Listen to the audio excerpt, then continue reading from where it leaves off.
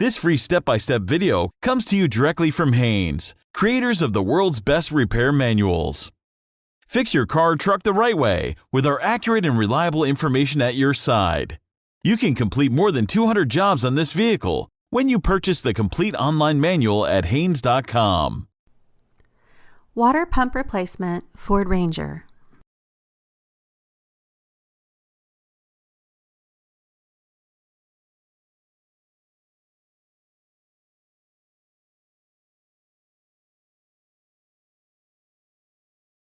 Pull the hood release lever located underneath the steering wheel.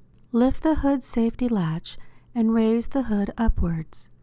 Support the hood with the prop rod. Loosen the cable clamp nut, then disconnect the negative battery cable from the terminal. Secure the cable aside to prevent accidental reconnection.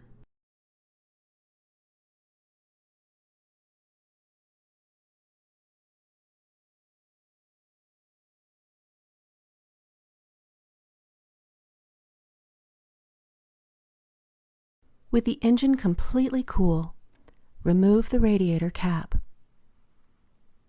To gain easier access to the radiator drain plug, it may be necessary to remove the radiator lower shield. Remove the bolts at each end of the shield, then remove the shield, prying out the push-pin fasteners as necessary. Move a large container under the radiator drain plug to catch the coolant. Attach a small hose to the drain fitting to direct the coolant into the container. Then open the drain fitting with an Allen wrench. Allow the coolant in the radiator to drain completely. While the coolant is draining, check the condition of the radiator hoses, heater hoses, and clamps. Replace any damaged clamps or hoses before refilling the cooling system. Once the coolant has finished draining, tighten the radiator drain plug securely. Remove the hose from the drain tap. Install the lower radiator shield. Tighten the bolts securely. Dispose of the used coolant properly. Remove the cover mounting bolts, then lift off the air intake and throttle body cover. Loosen the intake tube hose clamps at each end. Disconnect the crankcase ventilation hose from the intake air tube. Then remove the intake air tube. Disconnect the coolant reservoir overflow hose from the radiator filler neck.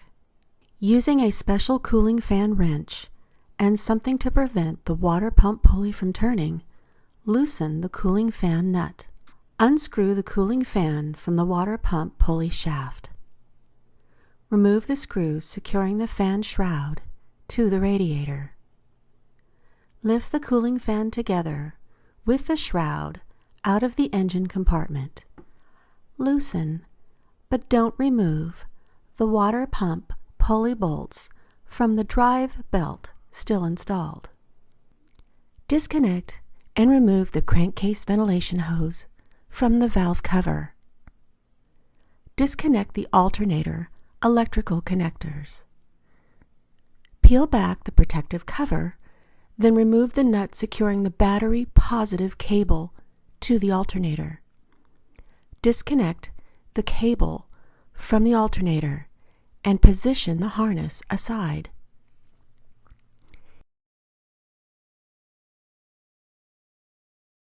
Note how the drive belt is routed among the various pulleys. To remove the drive belt, rotate the tensioner pulley counterclockwise, then slip the belt off of an accessible pulley. Slowly rotate the tensioner to its stopping point. Remove the belt from the various pulleys and out of the engine compartment. Detach the wiring harness clip from the alternator. Remove the alternator mounting bolts. Remove the alternator. Remove the drive belt tensioner mounting bolt. Then, remove the tensioner. Remove the mounting bolts for the alternator bracket, then remove the bracket. Remove the power steering pump and AC compressor bracket bolts. Lift the bracket off of the engine and position the bracket assembly away from the water pump. Tie up the bracket assembly with a length of a wire to prevent the assembly from falling downward and causing any potential damage to the power steering or AC lines. Remove the mounting bolts, then remove the water pump pulley. Slide back the clamps and detach the hoses from the water pump. If the hoses are deteriorated, cut them off. Clean the mating pipe surface and install new ones of the correct size. Remove the water pump mounting bolts. Note the locations of the various lengths and different types of bolts as they're removed to ensure correct installation. Detach the water pump from the engine.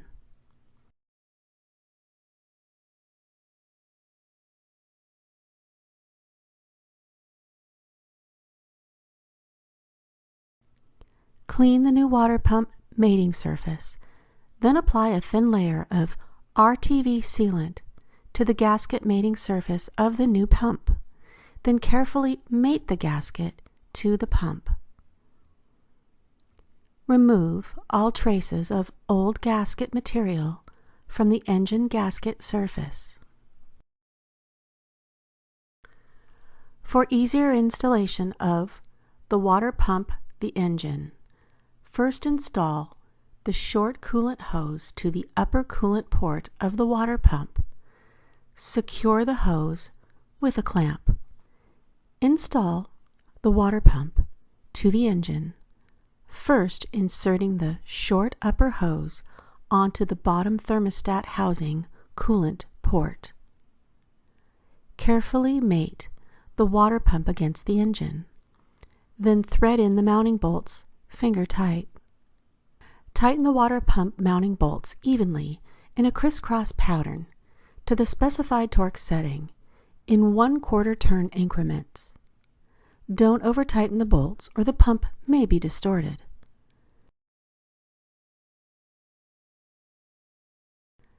Secure the upper hose with the hose clamp on the thermostat housing side. Reconnect the remaining hoses to the water pump and secure them with the hose clamps. If the wiring harness above the water pump was detached from the studs, reattach the harness to the studs. Install the power steering pump and AC compressor bracket assembly to the engine and thread in the mounting bolts. Tighten the mounting bolts to the specified torque setting.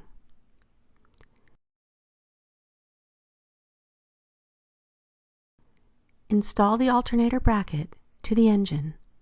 Tighten the alternator mounting bracket to engine bolts to the specified torque setting.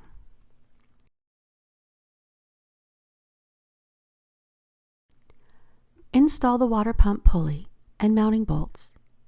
Delay tightening these bolts to the specified torque setting until the drive belt is installed. Install the drive belt tensioner. Tighten the mounting bolt to the specified torque setting. Tighten the water pump pulley bolts to the specified torque setting. Install the alternator onto the mounting bracket, then thread in the mounting bolts. Tighten the alternator mounting bolts to the specified torque setting.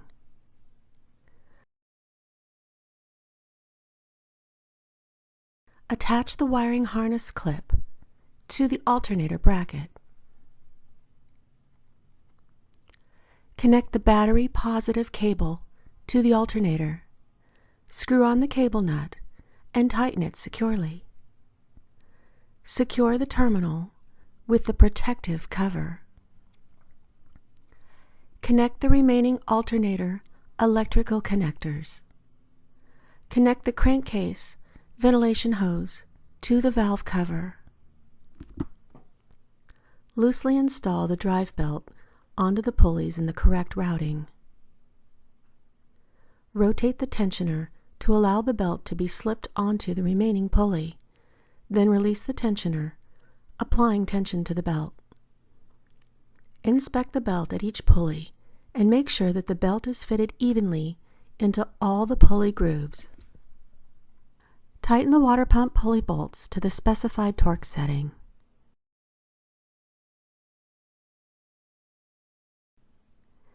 Install the cooling fan and shroud into the engine. Align the tabs on the side of the shroud into the slots on the radiator. Screw the cooling fan onto the water pump threaded shaft. Install the fan shroud mounting bolts and tighten the bolts securely.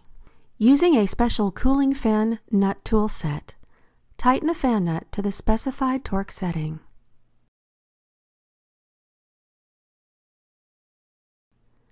Connect the coolant reservoir overflow hose to the radiator filler neck. Install the intake air tube to the filter housing and throttle body. Connect the crankcase ventilation hose to the intake tube. Tighten the hose clamps securely at each side, but avoid over-tightening them. Install the throttle body cover. Tighten the cover bolts securely. Connect the negative battery cable to the terminal and tighten the cable clamp nut securely. Cooling system filling. Turn the heater temperature control to the maximum heat position. Slowly fill the radiator with the correct type of mixture of antifreeze up to the base of the radiator filler neck. The coolant level may drop slightly after filling the radiator, so keep adding coolant to the radiator until the coolant remains level with the filler neck base. Set the radiator cap loosely onto the filler neck, but do not fully install yet. Start the engine and run it in a well-ventilated area until the thermostat opens. Coolant will begin flowing through the radiator and the upper radiator hose will become hot. Turn off the engine and let it cool down.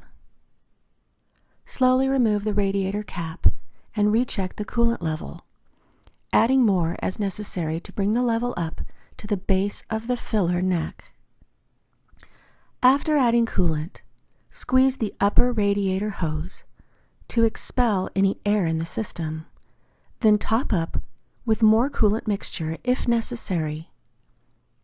Install the radiator cap securely. Add coolant to the reservoir up to the lower mark. Start the engine, allow it to reach normal operating temperature once again, and check for leaks.